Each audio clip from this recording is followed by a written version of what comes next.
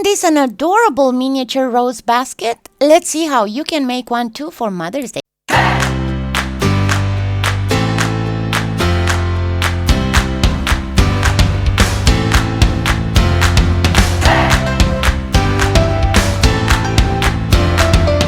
You start first with a mix of half and half silver and black clay, and you get it on the thickest setting, and then as you can see, each of those squares is 1 inch. So I am using the circle cutter at 1/4 on the bottom and at 1/2 inch on the top. So it will be 1 full inch on top and 1/2 inch on the bottom. Once that is baking, I am going to first cut little circles out of pomegranate color clay on the thinnest setting that I can manage. And then I will be flattening and shaping them with my bowl stylus in the palm of my hand. To make sure that the clay doesn't stick to the bowl stylus, from time to time wipe the bowl stylus with a paper towel moistened in Armorol.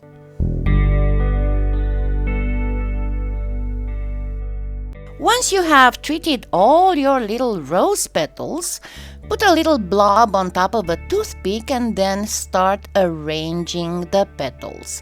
I'm going to make several rose buds and a full opened rose. As you can see, I start first with one petal that I am practically folding over.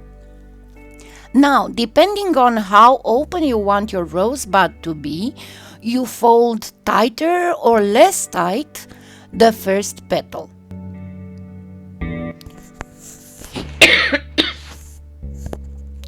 You position all the next petals slightly overlapping the previous one, and then you simply roll them around the whole flower. Make sure that you pinch the bottom from time to time so it wouldn't fall off the toothpick. Once you get to the last petal, do not press the edge of it completely on the bud, but leave it a little bit open. If you haven't watched yet the replay of my live broadcast I did a few days ago, I will put the link both in the video description and in the cards. As you can see, this one will be a more open rose, and you saw that the first petal was not very folded over. But now let's make a bud, and this time I'm going to fold over the first petal quite a bit, and I will be folding quite a bit the second petal as well. When you create rose buds, you want the petal to be fairly pressed in close, almost close to the very top. You don't press only about the bottom of a petal like you would do for an open flower, but you press on the whole petal almost all the way to the top to imitate the way the rose buds are. As for the rest, it's the same. You always place the petal slightly overlapping the previous one, and with the last petal, do not wrap it fully around the bud.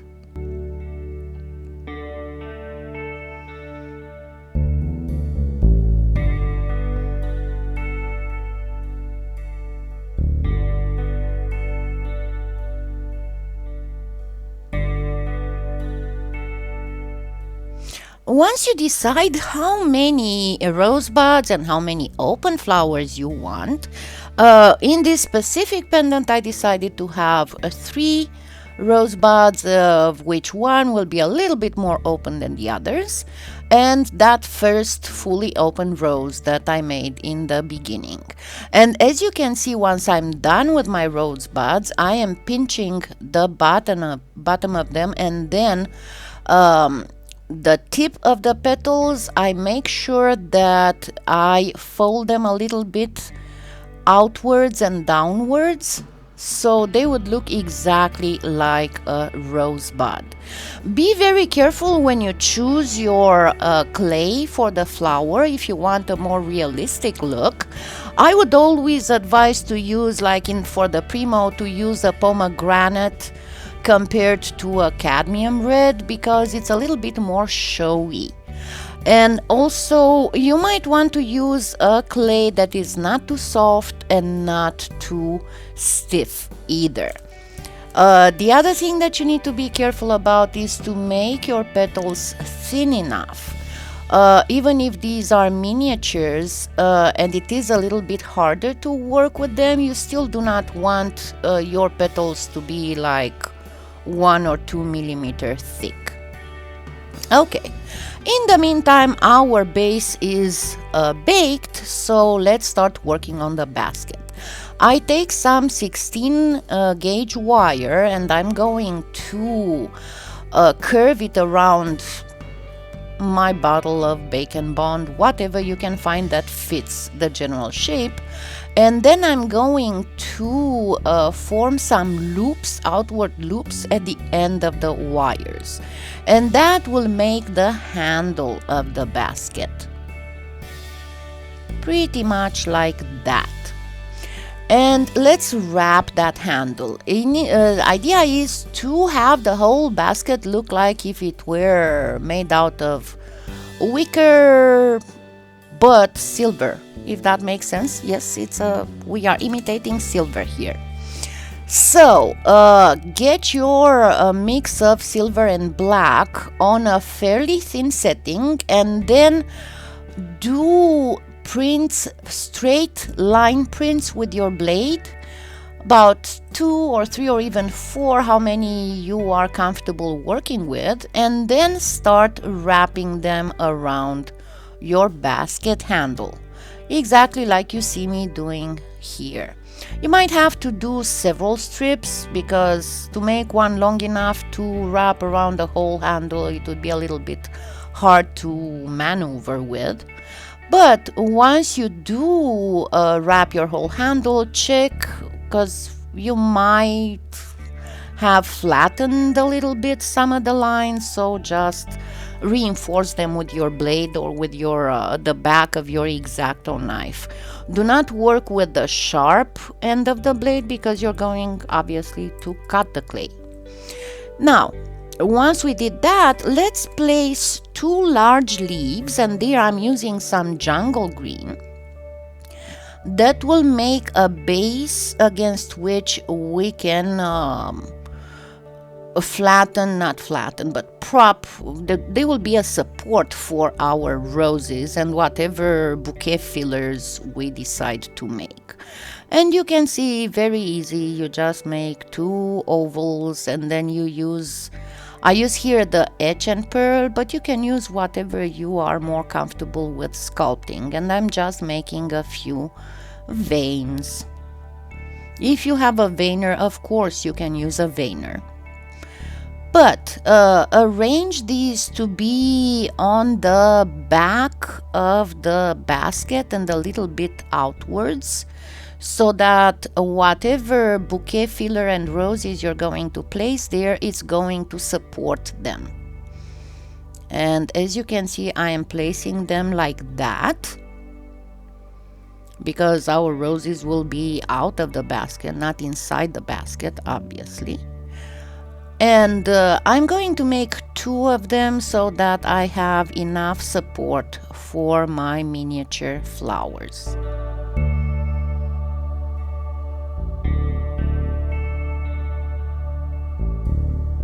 Then place your basket handle. You might have to pinch it or widen it a little bit until it fits perfectly the upper part of your basket.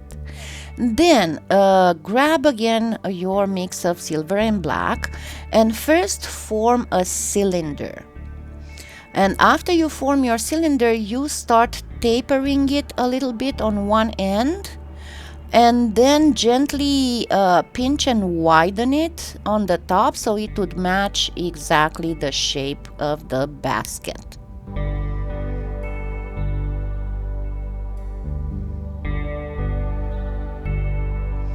And you want the top to be a little bit flared out because that gives a little bit more volume and dimension to your pendant.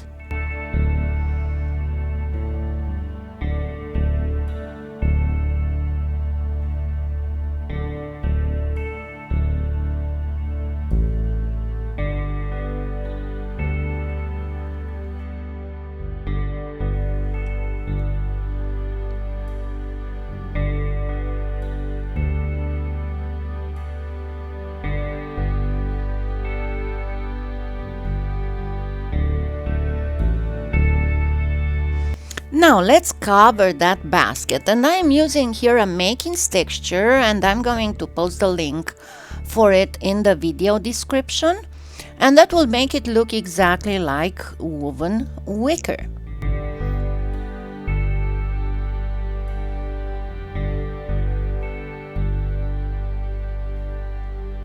Our pendant is going to look like antique silver, and for that you don't want to use black as the background, but a little bit of a darker hue of silver, and that's why I told you to mix silver with black. You can use graphite pearl as well, just mix a little bit more silver in it. Trim your woven texture sheet to fit perfectly the basket, and now we are going to make the top and the bottom, and for that simply make some strings of clay and then twist them.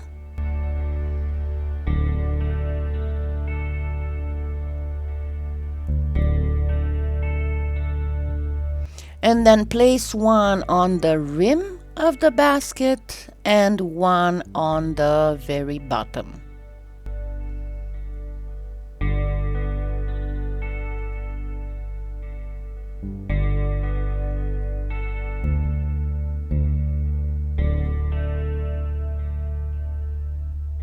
Do whatever last modifications you need, and I would suggest that you do several baking steps. If your hands are very steady, it's fine, you can skip some of the baking, but me personally, I prefer to do at least some pre-baking if necessary, just to make sure that I avoid any kind of unwanted deformations or anything.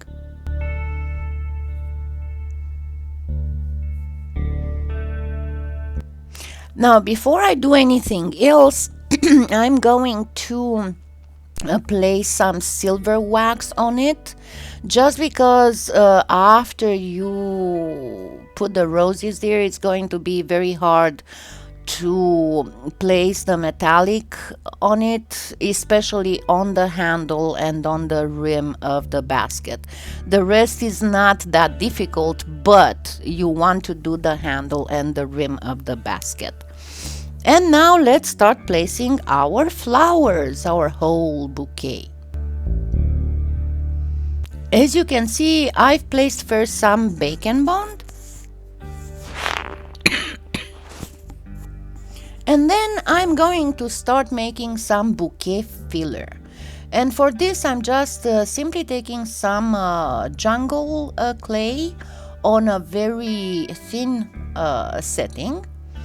And then I'm making something that looks pretty much like that fuzzy, grassy stuff that they put in the bouquets to fill up and make them look prettier. As you can see, I've placed a little bit of clay right at the joint between the top of the basket and the two supporting leaves.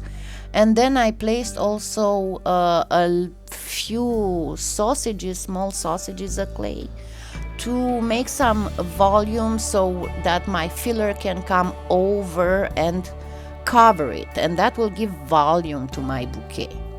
And you can make as many of these fillers as you want. I thought that 3 of them would be plenty enough for what I want to achieve here.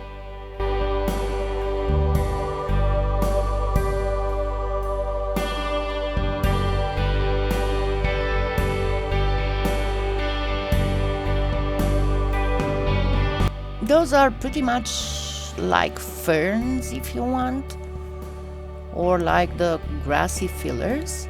And one thing that you can do, but is entirely optional, you can place some chalk pastels. Here I'm using the artisan powders, and you want to use some rusty color, because this is pretty much the color that you can find in the fillers.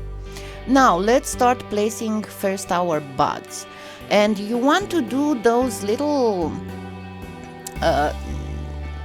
tiny green areas, leaves, however you want to call them, that go on the buds. And for that, simply cut tiny strips of the green jungle, the green clay, and then place them at the bottom of your rosebud. You don't have to go perfectly realistic, because honestly, in order to make sure that everything looks perfectly like in nature, somebody would have to get a magnifying glass.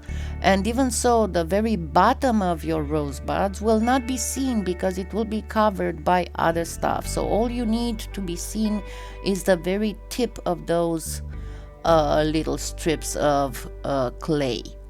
So just place 3 or 4 of them, and you only need to place them on the side of the bud that's going to be seen, and not on the side of the bud that's going to be towards the supporting leaf. And then use the sculpting tool to press on the very bottom of the bud to make sure that it will not start moving around. Now you want to place a little bit more fillers after you are happy with the shape of your rosebuds, before you place there the open rose. So make as many of these fillers as you want. The only difference that I'm going to make here compared to the other ones is that I'm going, after I'm doing all that fuzziness, I'm going to gently roll them so that they will look even fuzzier. And watch carefully what I'm going to do there.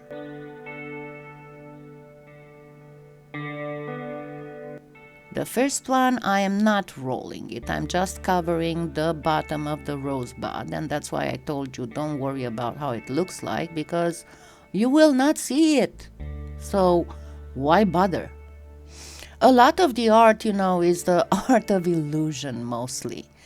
This one though, I am going to roll it to make it appear a little bit fuller and fuzzier. So I'm going to do all that fuzzy lining with my sculpting tool, and then I'm going to wrap it on the tip of my ball stylus or etch and pearl or whatever, and then place it in place against the supporting leaf.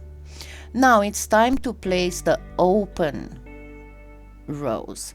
First, cut away that pointy end that you have there, and then find the place where you can insert a needle or the etch and pearl between the petals, and place the rose in place, and keep inserting your etch and pearl to press the bottom of the rose against the background.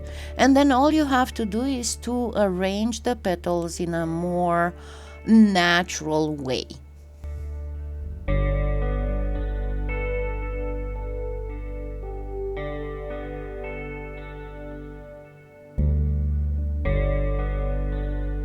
If you find any spot that looks like it needs more fillers, just make some more of that fake fuzzy grass / fern, however you want to call it.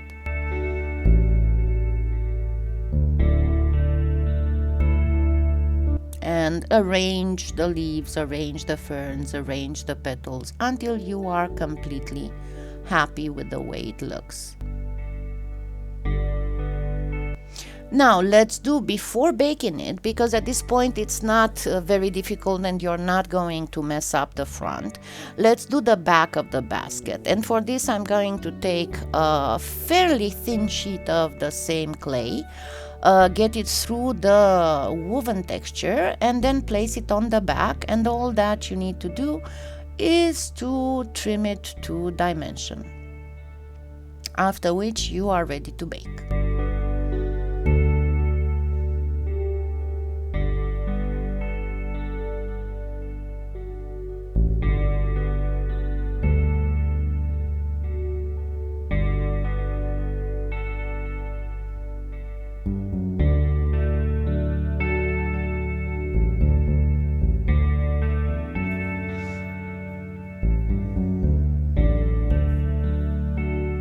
Once it's baked, it's this time to put the proper metallic wax, or if you want to use acrylic or whatever you choose to use. Just be careful if you're going to use acrylic or Inca Gold. You will need to varnish it. You will need to seal it. If you use wax, once it's hardened, it's time to buff it, and use a very soft cotton cloth to do that. And this is it, pretty much. All you have to do is to place a jumbo jump ring as a bail, and you can place it on a chain. Here I'm just using a small leather cord, and it is ready to wear. So happy Mother's Day.